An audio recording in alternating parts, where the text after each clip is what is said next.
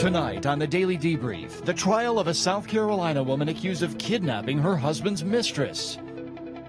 Plus, a crazy selfie causes trouble for a man who points a gun at someone else's head. Also, a friend of Matthew Shepard, whose death 20 years ago today led to modern hate crime laws, discusses Shepard's legal legacy. That's tonight on the Daily Debrief.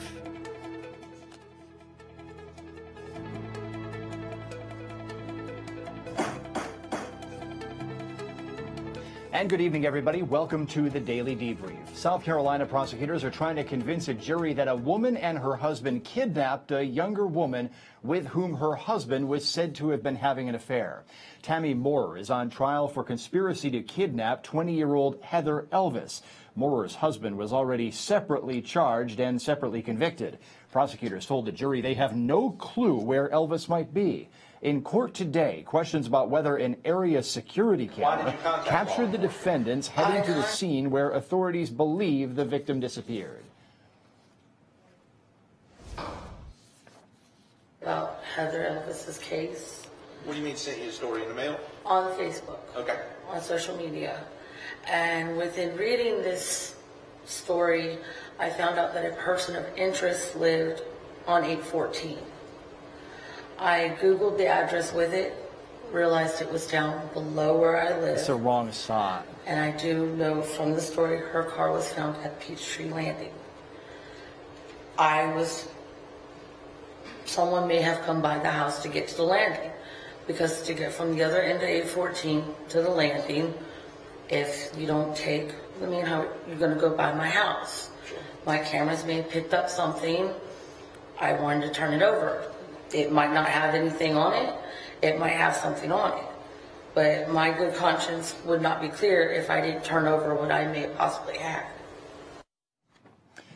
We are hoping to bring you David Quant, a neighbor who said that his camera captured recordings of vehicles coming and going. Now, that same witness on cross-examination said that the defense pointed to gas stations, convenience stores, and houses in the area. The defense seemed to be suggesting that if something happened to the victim at a place called Peachtree Landing, where authorities think the victim disappeared, that anyone could have come from anywhere. This is the landing, correct? Correct. Are those houses? Yes, sir.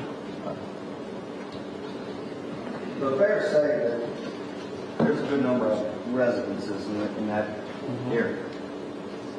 I'm sorry, you need to give a little response. Yes, sir. And you live in that area and also work in that area? Yes, sir. That's pretty good. And you're the owner, you said, since 2005 of the construction site? Yes, sir. You got cameras at your construction site? Yes, sir. Why'd you put up cameras in June? Well, you bought them in June. Did you put them up right away? June 2013. Why'd you get cameras? Just to be on the safe side. Anything ever happened, we got equipment and materials out there. You ever had anything gone missing or No, sir. anything nefarious? Okay.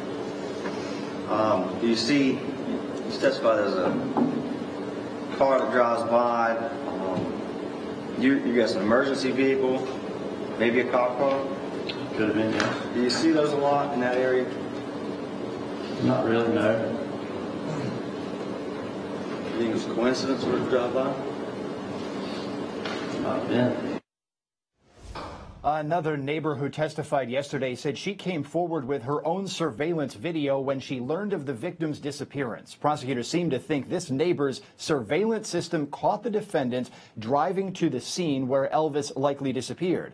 The defense says the video proves nothing. Why did you contact law enforcement? I contacted Horry County because a friend had sent me a story about Heather Elvis's case. What do you mean sent you a story in the mail? On Facebook. Okay. On social media. And within reading this story, I found out that a person of interest lived on 814. I Googled the address with it, realized it was down below where I live. And I do know from the story her car was found at Peachtree Landing. Someone may have come by the house to get to the landing, because to get from the other end of 814 to the landing, if you don't take, I mean, how you're going to go by my house. My cameras may have picked up something. I wanted to turn it over. It might not have anything on it. It might have something on it. But my good conscience would not be clear if I didn't turn over what I may have possibly had. Attorney Ross Kramer is with us tonight on the Daily Debrief to break this case down. So, Ross, this case is grinding along with little bits of evidence, but no proverbial smoking gun. I think it's going to be a very, very difficult case for the prosecution to prove beyond a reasonable doubt. Just like you said, they have small pieces of circumstantial evidence which seem to show that there may have been some meeting between the defendant or the defendant's husband and the victim the night in question. But I don't think the prosecutors are even going to try to show a theory or any kind of proof about what happened past that. They have to try to prove that a kidnapping happened here or a conspiracy to commit kidnapping. I don't think they have the goods. So all they really need to prove, though, is that the victim disappeared and that it was at the hands of these defendants. Now, what I'm waiting for is the defendant's husband to take the stand, because we've been told that that might happen, and I'm really waiting for that moment. Well, look, the defense lawyers even said at the beginning that they would promise the defendant would take the stand. That was a very bold move. This case could get a lot more interesting before it ends if you're actually going to see the defendant herself sit up there on the witness stand under oath and give her version of what happened that night. I am very anxious for those moments to happen, but they did not happen through this week of testimony. The next witness we had on the stand today is a video analyst who tried to make the jury try to give the jury, rather, a sense of the neighbor's video recordings. So when I do the examinations, it's a common practice that the police investigator who does the recovery will make note of the timestamp on the DVR and will compare that to the real time to provide an offset for timing.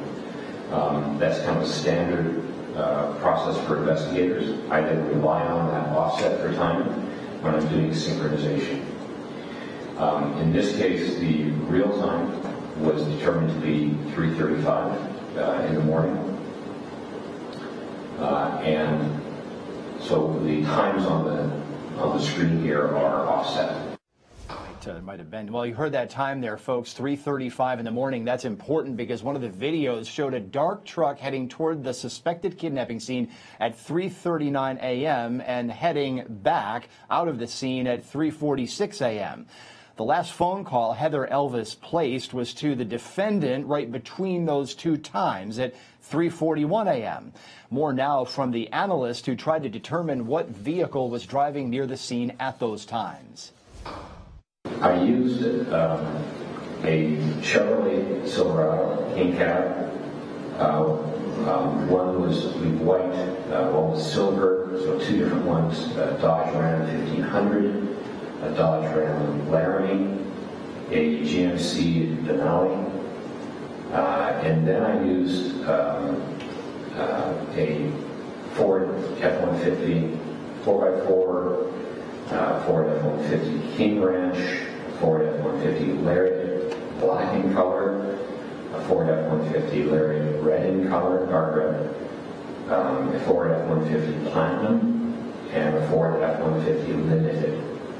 So to test vehicles of different classes, and then to test vehicles of the same class with different colors, and then the same class, same color, same make, model, year, to get them as identical as possible. The vehicles of different classes had different style headlights. So the vehicle, the known vehicle has HID headlights. And so despite the videos from near the scene being dark and fuzzy, the video analysts could narrow in on the shape of the vehicle and then the type of the headlight. He was looking for a vehicle with so-called HID headlights, and here is what he found. Those HID headlights are quite different from other vehicle headlights. The other vehicles were distinguishable because of the position of the lights on the vehicle. Some are higher, some are lower, and I don't mean refracting on the road differently. They're actually placed on the vehicle at different positions. All of those features can be used to eliminate. So those are the examinations. The first one that I had was number 18. This is the known vehicle compared to a Chevrolet Silverado. Also this week, testimony revealed that Heather Elvis received a bizarre call from a payphone not long before she disappeared. She tried to call back several times, but without success. That night, you told us that there was one payphone call made to her. Is that correct? Yes, the Frontier records showed one call, and her records only show one incoming call. Okay. And that number had never showed up on her records before. Is that correct? No. Okay. And he asked you a lot of questions about the phone records. Do you remember that? I do. Okay. And you testified early on that it was suspicious that a call was made from the payphone. Do you remember that? I do. And when somebody uses their cell phone to call somebody else and they block the number using star 67, does it still show up on their phone records? It does. Different companies hold it differently. Some use, I think it's like a B for block before the number. Some companies actually just show the 67. I think everyone at this point knows you can block your number to a point. Sometimes it shows up. If the company you're looking at can sometimes unblock it, sometimes they can't. So the only real way, so these people will know, to make a phone call and it not being... outside scope of my testimony about that one might cost damage. The only way to make a phone call and it not be put on your records is actually to use a different phone. Is that correct? It'd be a different phone, yes. Or you could use an app. Ross Kramer, back to you now. This video analyst is talking about these dark, fuzzy videos and using the headlights to try to narrow it down to support the theory that it was the defendant's truck which drove past these cameras. Now, pretty good detective work, don't you think? It's pretty good, but the problem that they're having, I think, is that they can't show anything unique and distinctive about this particular vehicle, although he said that he watched maybe 4 months of video footage from that surveillance camera and didn't see other similar vehicles. But there's really nothing unique and distinctive, and that's what a jury wants to see here. They want to see a certain sticker in the window. They want to see a unique type of tire. They want to see damage to one of the headlights that puts it out of commission, that makes it unique enough to say, this is their truck. This couldn't have been a mistake. You know, they're trying to dial it back and say, well, this is the type of vehicle that the defendants drove. This is the type of headlight that it had. But look, I mean, people change headlights in vehicles. Cameras aren't exactly perfect when it comes to color and surveillance recording. So there's room around this, I think, for the defense to turn around and say, hey, wait a minute, this is not in any way definitive. It's not definitive of anything beyond a reasonable doubt, which is the very high standard here. And the other problem is this is only one building block in their case to show that there was this car going past, and a jury may even believe that that was the defendant's car going past, but they still have to prove what happened when that car stopped. And I think that that's where the case is really going to struggle. It's a lot of little pieces of evidence. It does add up, but we're waiting for the testimony next week. We're following another trial here on the Law and Crime Network. A Michigan man is on trial after admitting to murdering a neighbor who was clearing snow from a driveway. Defendant Wendell Popejoy shot neighbor Sheila Bonge as part of an easement dispute. Popejoy faces so-called open murder charges. That's where jurors select the proper degree of the crime. Officers testified that Popejoy claimed to know nothing about Bonge's whereabouts, and he acted surprised when her body turned up behind his own house. Prosecutors say the murder was premeditated and that the land dispute was well known. Still ahead tonight here on the Daily Debrief, Wisconsin authorities arrest a man some 43 years after they say he killed his own wife. But do they have enough evidence? That's the big question. Plus, his death 20 years ago today spurred modern hate crime laws. Social media pauses to remember Matthew Shepard, but one of his personal friends says there's much more work to do. That conversation is next.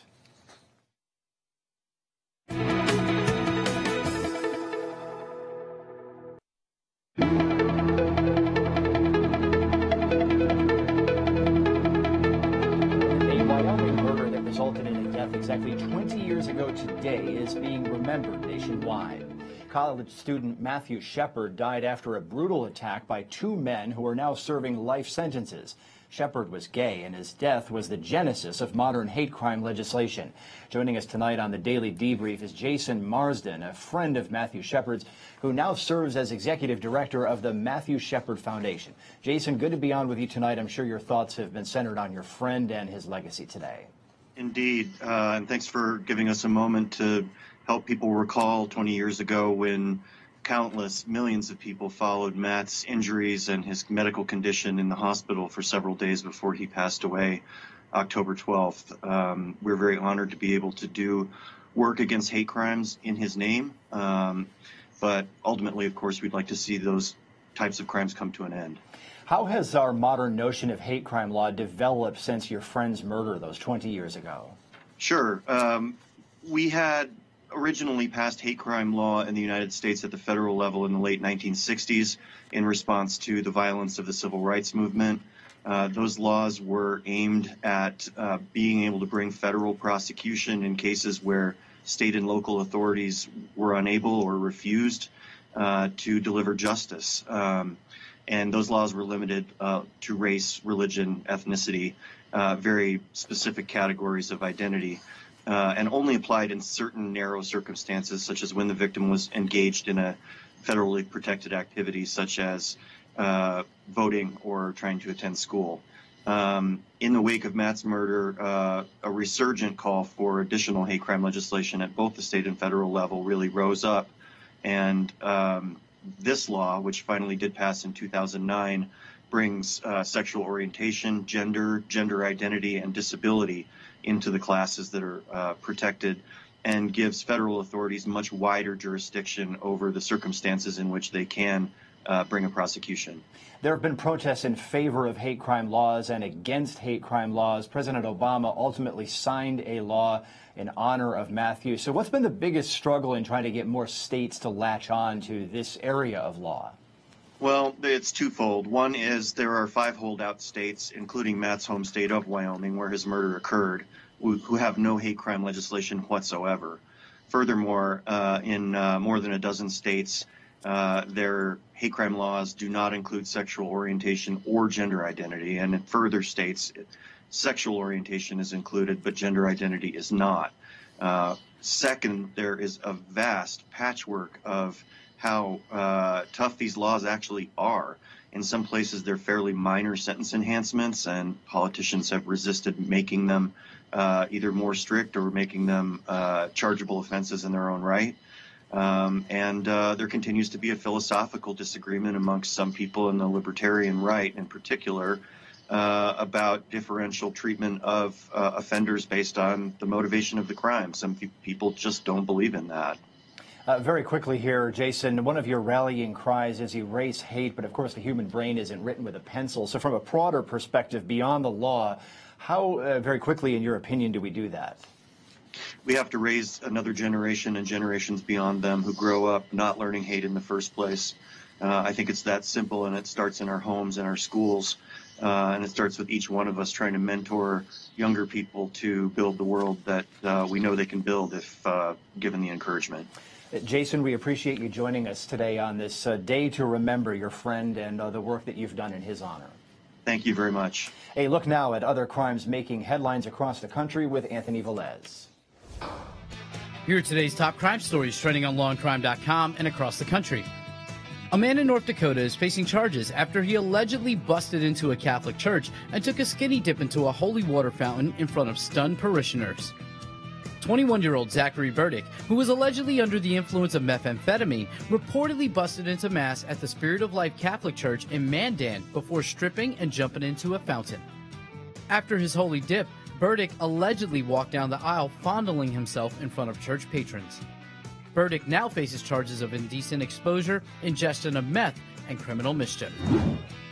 A woman in Florida is facing murder charges after she reportedly told authorities she accidentally stabbed her husband to death after slipping on dog poop. 38-year-old Rachel Fidanian was arrested after the coroner ruled her husband Brian Fidanian's death a homicide.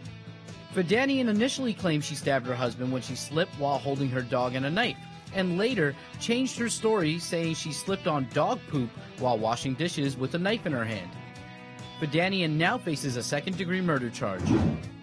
A couple of men in Texas were banned by a gun range after one of the men took a selfie with his gun pointed at the other man's head. The unidentified pair can be seen on camera photographing their ill-advised Second Amendment pride at Top Gun Range in Houston before a safety officer stepped in and kicked the men out. Both men are now banned for life. Those were today's top crime stories. I'm Anthony Velez for the Daily Debrief. Ross Kramer is back with me again tonight on the Daily Debrief. Ross, besides that last video incident just being incredibly unwise, anything criminal going on there? Do we have assault? Do we have battery? Is it possible this could go further than just the ban from the gun range? Well, I imagine that the crime there would be reckless endangerment, taking an action that with reckless disregard for the potential for another person's injury. It seems like that crime fits perfectly in what happened here. And this is just the kind of thing, you don't even need to be a lawyer to understand that this is the kind of thing you can't be out there doing. It is not. Well, other events making news tonight. A Missouri college student is accused of raping a woman shortly after she attended a Me Too rally. 22-year-old Zachary Alperin is said by police to have confessed to the crime. Police say the woman met up with Alperin at a local bar, had a few drinks, and invited him home, but told him that he couldn't touch her because they were both drunk. The woman said she fell asleep, then woke up with Alperin on top of her performing sex acts. Alperin told the cops he tried to force himself on the woman and that he felt like a terrible person. A Pennsylvania couple is under arrest on charges of taking intimate pictures of an incapacitated woman. According to Bucks County prosecutors, the couple called it their, quote, mission. Defendant Lawrence J. Weinstein and a former town supervisor, along with his girlfriend Kelly Drucker, face charges including false imprisonment and invasion of privacy. Police think the couple slipped something into their victim's drink. That's all the time we have this evening here on the Daily Debrief. Ross Kramer, appreciate you joining me. We will be back with live programming beginning at 9 a.m. on the Law&Crime Network. For now, this is Aaron Keller, and for everybody at Law&Crime, have a good evening.